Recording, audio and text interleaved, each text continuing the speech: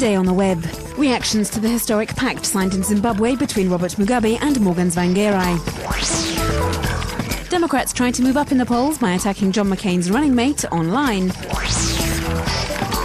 And the day's pick of the best.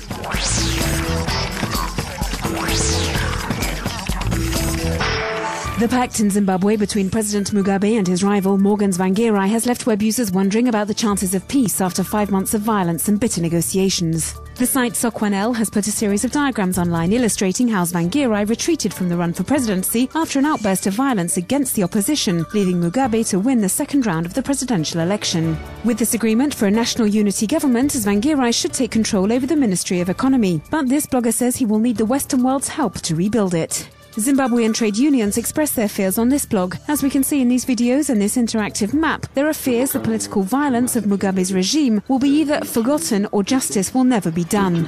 Finally, a web user is proposing this retrospective of the best caricatures of Zimbabwe's political situation as seen in the international press in 2008.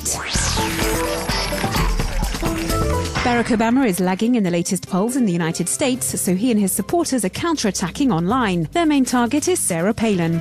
This video montage looks at John McCain's running mate's inexperience. The author says she only knows America's small towns and the world is more complex than a town in the suburbs, so he's worried that she might one day be assisting the President of the United States. Others emphasize that the McCain-Palin couple represents a danger to the environment. This montage explains that Palin is for drilling in national parks and against the protection of certain endangered species. Here, an American has done a rude parody of the governor of Alaska, condemning the lack of clarity in her positions. The false Sarah Palin calls John McCain Don McCain and has difficulty in naming the positive action she has done for her state. But over with the Republicans, web users are defending their strong-minded woman. In this video, she is depicted as being capable of facing Terminator.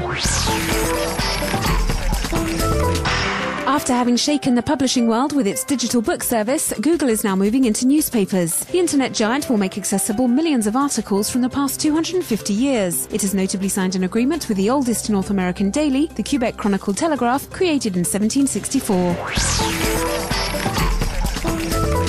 The American filmmaker Michael Moore is offering his next film on free download.